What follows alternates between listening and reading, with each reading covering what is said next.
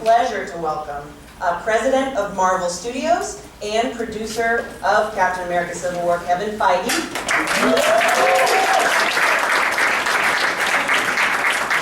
Also, Emily Van Camp is up next. Come on up. Also, Mr. Don Cheadle.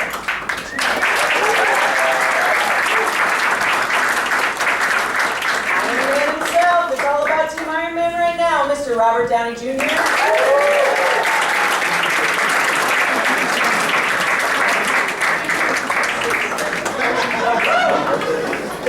So I have to follow, but I know this guy can do it, Mr. Paul Bettany.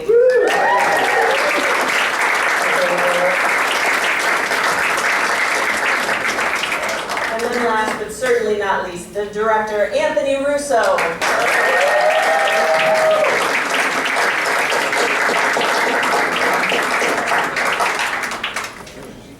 Hi everybody, so Civil War, am I right? You're right. Yes! You got it, right. Robert, this is happening. Thank you. I'll enter my body any minute now.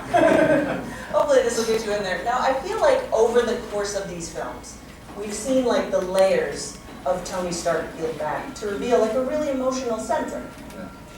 Do you feel that's the case, and how does that continue in Civil War? I'm still reeling from the fact that Paul Bettany was Jarvis and now he's Vision. I mean, what if you just stop, you go, so here's what's going on with Tony, I go, wait a minute, did he make the guy?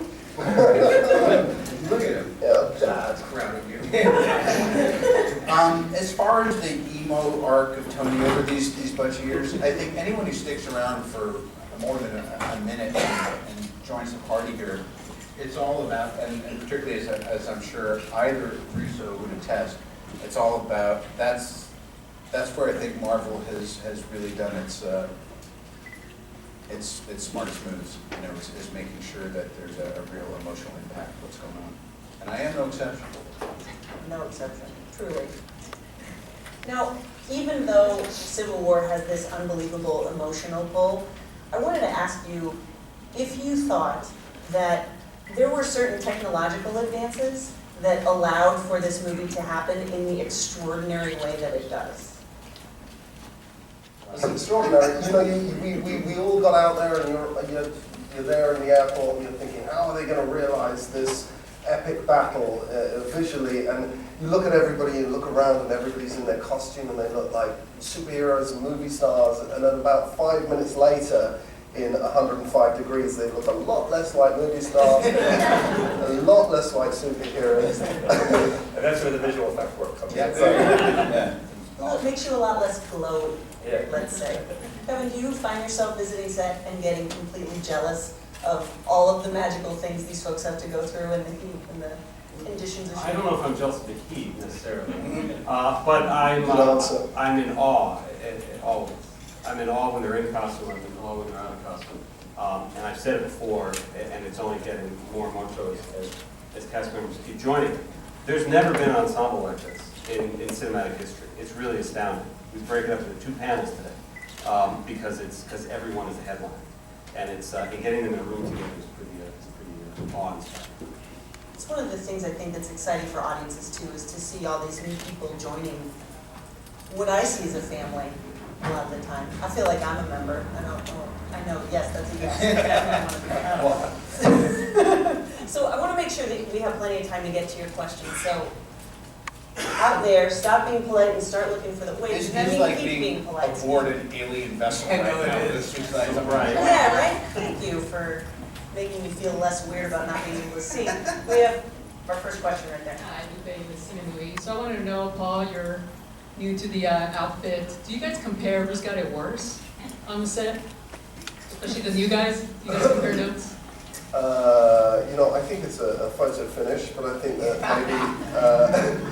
think that maybe Chadwick, you know, with the whole not being able to breathe business is. You can't tell with Paul because he's British. It's hard to know exactly how excruciating. We should all be a bit more like Paul. Last question.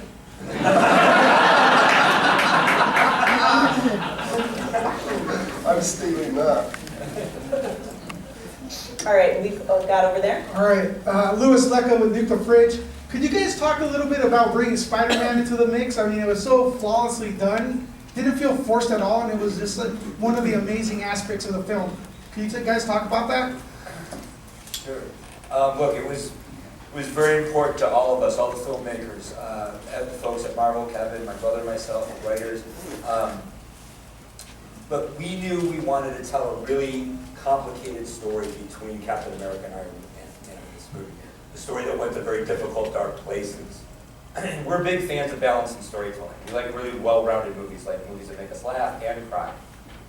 So for us, it became very important to find a way to change the dynamics and modulate the tone in the movie by bringing in characters that didn't have the same emotional investment that all the Avengers had, the events that were unfolding, because they're very serious events, complicated events.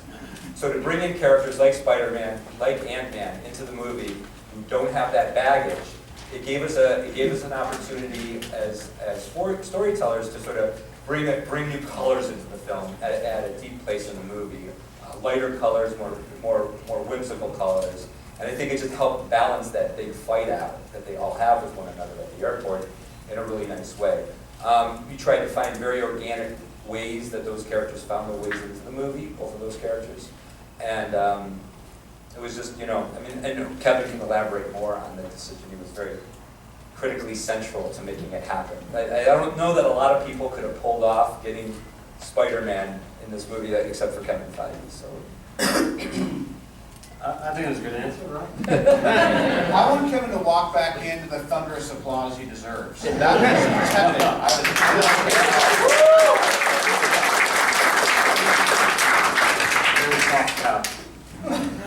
We are super comfortable, you guys. Okay. Right over there. Hello. My question is for Dawn. After seeing the movie, I feel like everybody has new tricks and toys, and I feel like maybe War Machine hasn't gotten the upgrade that he deserves. So I wonder if he has any animosity towards who has Thank God somebody finally made it there. Because Tony has a lot of new suits since we first saw him compared to.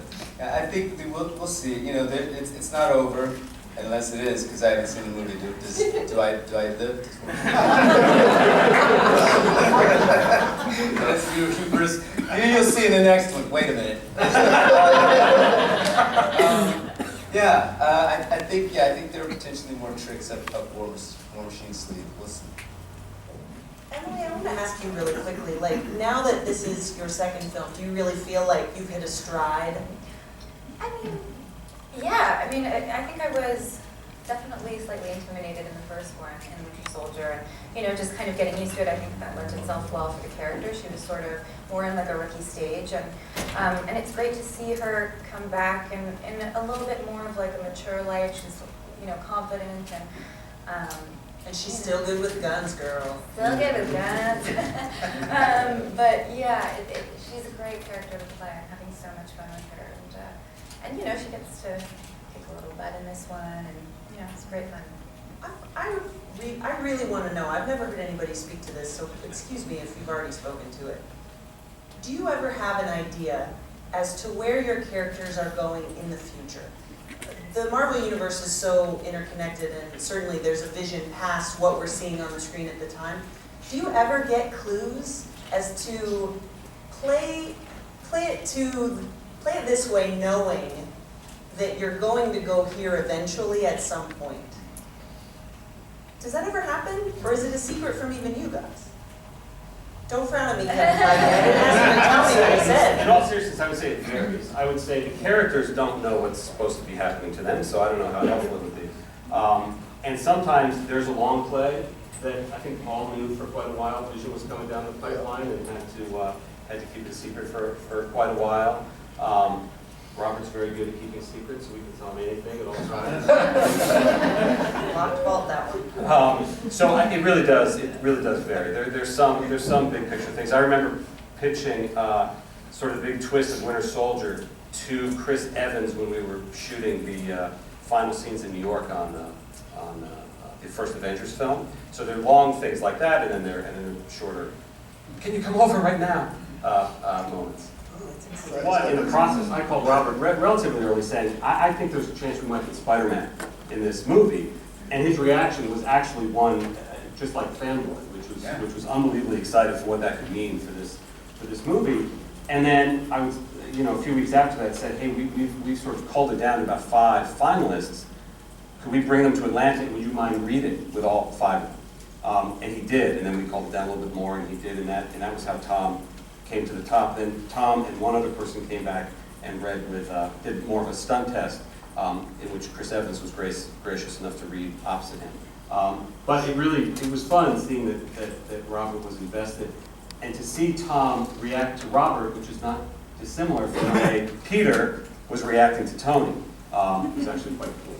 I will add this. I mean, obviously the character has a very special relationship with Robert's character in the movie, and most of his work, the vast majority of his work, was with Robert. I mean, it's just like Kevin said. Robert was incredibly generous in terms of going through the process. Well, I didn't know all these reviews were in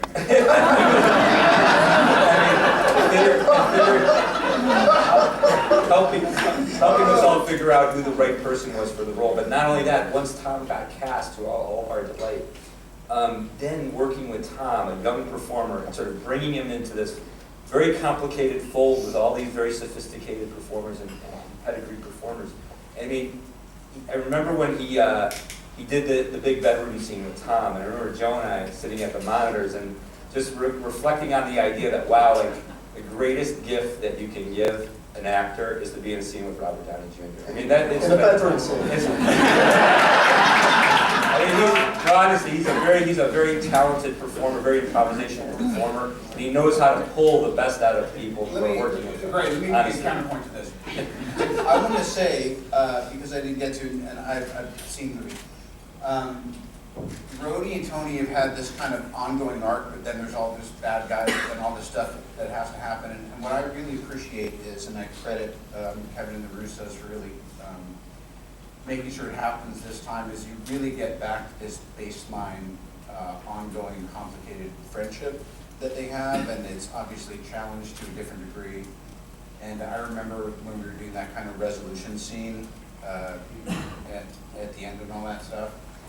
And that was before I saw Miles Ahead and realized that not only did I already thought you were great, but now I realize you're probably the single most talented person I've ever been working with in a long time.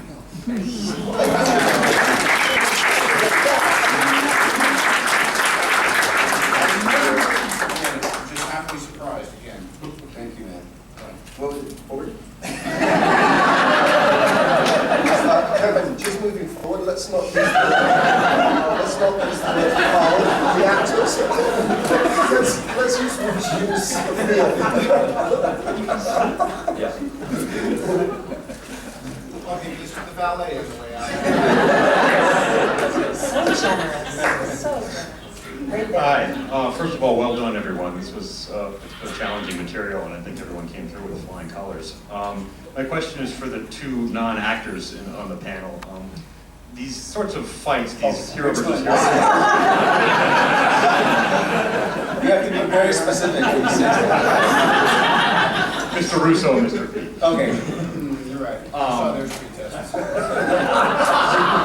You have a lot of hero versus hero fights in this, not just Downey and Evans, but I mean, a lot. And I was just wondering if you could talk a little bit about the process of pairing up those conflicts, and more importantly, how you integrated them with the story and turned it into more than just random slugfests. It's a complicated question. Look, we thought about. My brother and I always say that we love action. We're action fetishists. But it's like for us, action always needs to be driven by a sense of character and a sense of story, beat by beat by beat, through the action sequence, or else you just lose interest. It has no value to the storytelling. So we looked for opportunities in the movie to play with these rich, complicated relationships. There's a very interesting relationship between Paul's character in this movie and Lizzie Olsen's character in the movie, Scarlet Witch and Vision. That begins to develop an interesting, complicated relationship. And to put them on opposite sides, in the battle was very exciting to us because it sort of interfered with what was happening, the dynamic between these characters, and watching these characters and watching them push that forward. I mean, what did that, just to ask you, Paul, like, how did that sort of like inform your experience of it, having a personal relationship with a character while at the same time finding yourself on the opposite side of the fight? I think it was a really, really interesting idea. You find Vision at this, in Age of Ultron, he is just born and omnipotent yet naive, and then in this movie, you find him trying to figure out what humanity is and how you have loyalty, because logic doesn't afford loyalty. So I think it's really interesting working out what love is, and there's this woman who has a similar problem that he's facing, which is he doesn't know the limits of his power, nor does she. And of course, love can make you feel loyal. And at the end of this movie, I think it's a double-edged sword, because you see this his response at finally having a human response is he makes a big mistake, which is interesting, and I think it's a really deft piece of storytelling.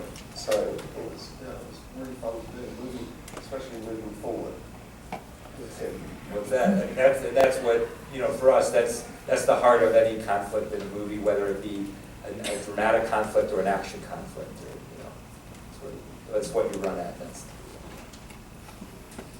Alas, our time together is winding down, so. This question is for Emily.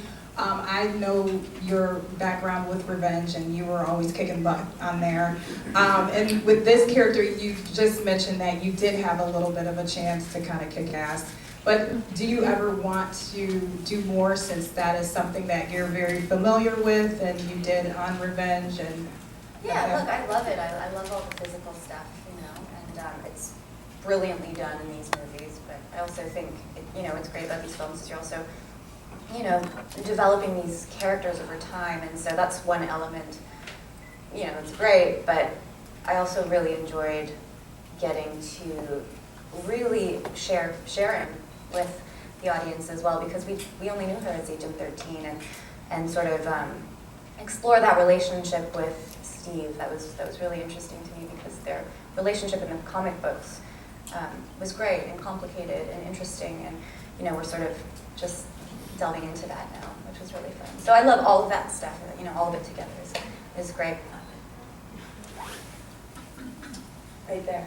Hi everyone, thank you very much for this movie. My name is Scott Menzel from We Live Entertainment. I actually have a two-part question.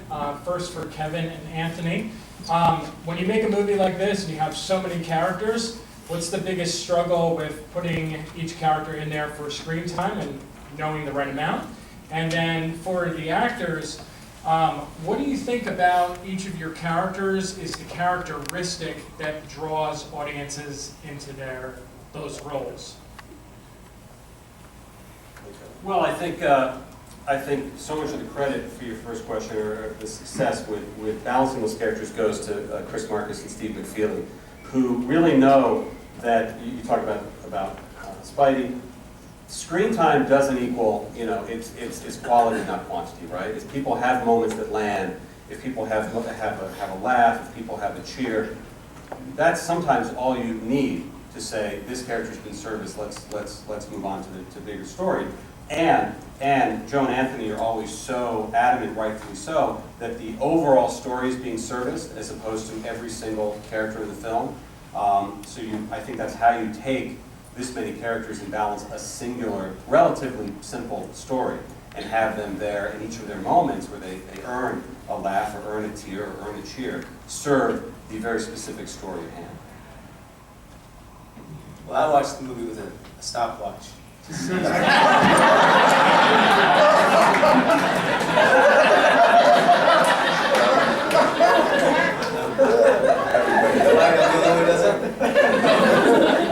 No, I do it as well.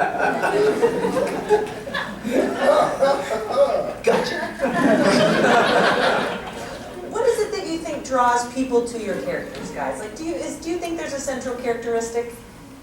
Well, I know that Rhodey's always trying to, and in this movie too, he's always struggling with what does he owe as a serviceman, and what is his duty and chain of command, and how must that be protected and honored. But also I'm in this team of people who, some of them are, have, as Paul was saying, no limit to their power, and where are the checks and balances, and that's something that's obviously central to this film as well. But I think that's an understandable sort of fence that he's on, and how do you friendship versus chain of command, and all those things that I think Rhodes is trying to balance as he goes forward with this group of guys.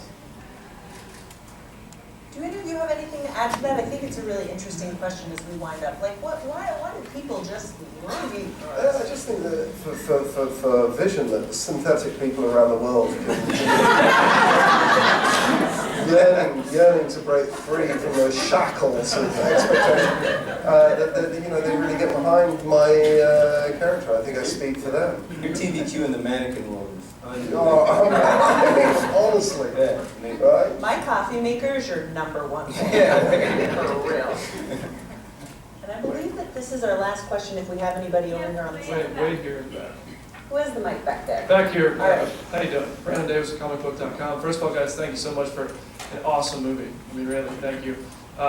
Question, since we were talking about Spider-Man a second ago, my question is, how exactly did Tony know about Spider-Man, and does how he know mean that he is aware of, like, the other New York heroes?